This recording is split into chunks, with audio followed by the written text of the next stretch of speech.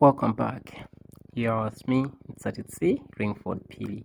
You may sometimes be given an equation which has no factors. You cannot solve it using factorization method. For example, let's solve 2x squared minus 10x plus 9 is equal to 0. So you can solve this problem using completing square. So let's solve it using completing square. Now solve the following equation using completing square. First of all, we'll divide by 2 throughout the equation to make the coefficient of 2x squared to be 1.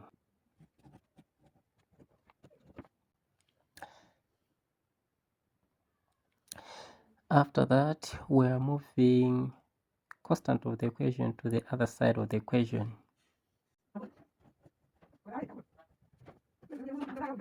After that, we're going to complete the square of second term, which is term b, which is -5.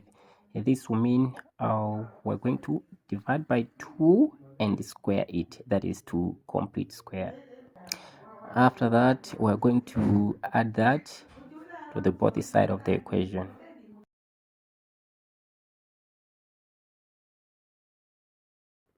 Then we're going to get the root of this number and root of this number to make their own bracket.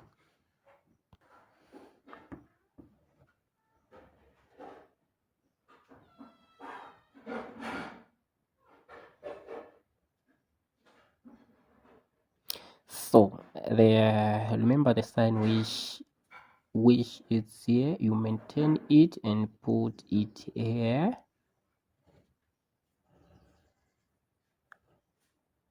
That means this term it's no longer used because we've used it to find this perfect square. Then we've taken a root here, that's x, and a root of 25, that's 5, a root of 4, that's 2, and square it.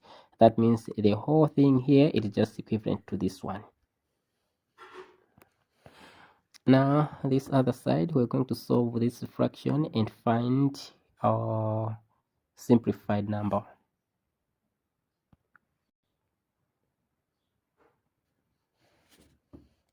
Now the summation of -18 and 25 makes 7 over 4. Don't forget that we have square here. Now the next stage is to root both sides to remove this square.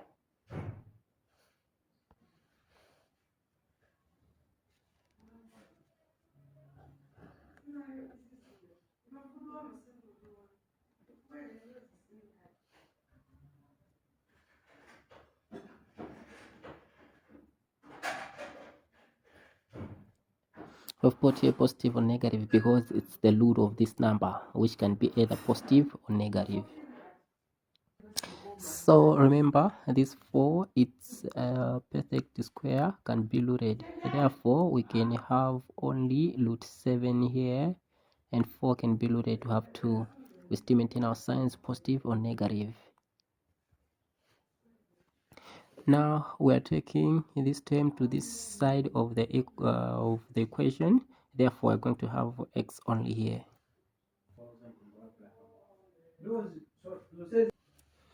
Now let's finalize the equation by simplifying this fraction. It was the common denominator. This one to this one, it's 1. 1 times root is 7. It's a root is 7. Then this one into this one, it's 1. 1 times 5, it's 5. So remember, we have positive and negative. Let's get one thing. For example, let's use positive first. So don't forget, I will say either x is equal positive only, or x is equal the term with negative only. So far, that's the final end of a problem. You may sometimes be requested to solve it until having the decimal places, the decimal points. Then you do root 7 on a calculator. You add it with the 5 divided by 2. That's the first answer. Or root 7 it has to be subtracted from 5 divided by 2. That's the final answer.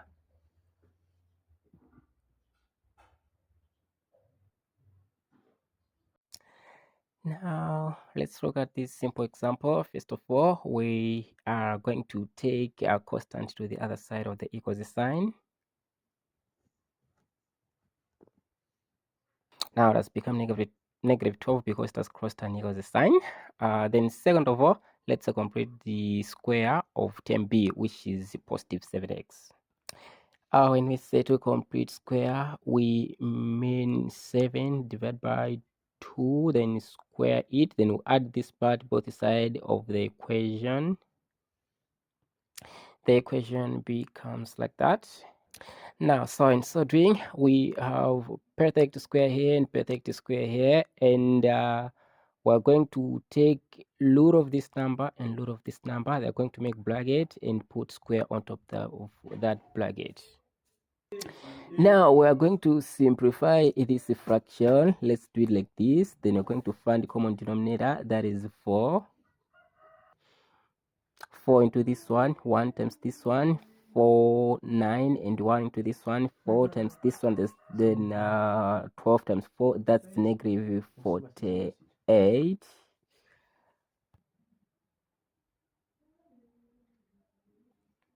Now addition of this one and this one will make positive 1.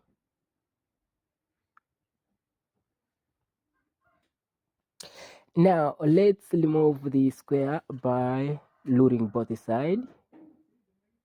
So the square will cancel it with the root, and here it will be the way it is. Oh, it's also a perfect square. Then it's going to come out of the square, and we'll add positive and negative sign here.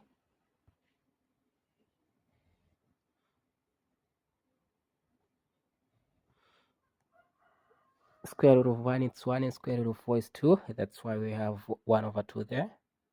We're going to take this one to the other side of the equals sign. Then it is going to carry negative sign because it has crossed an equals sign. Now to simplify this fraction, we're going to find the common denominator of this one, that is 2, and this one into this one, it's 1 times here, it's going to have 1. Now this one into this one, 1 times this one, it's negative 7. We're still having positive or negative here. So we say either x is equal to x is equal to positive part of the fraction, or x is equal to negative part of the fraction. Remember, we're talking about here where we had positive and negative. So to complete here, well, that will be negative 6 over 2. This one into this one, it's a negative 3. So let's get this other equation. Then to complete this one and this one, be negative 8 divided by 2, it will be negative 4. That is the final answer of the equation. That means the value of x, it's negative 3 or negative 4. And this is how the whole problem is looking like. Something very simple.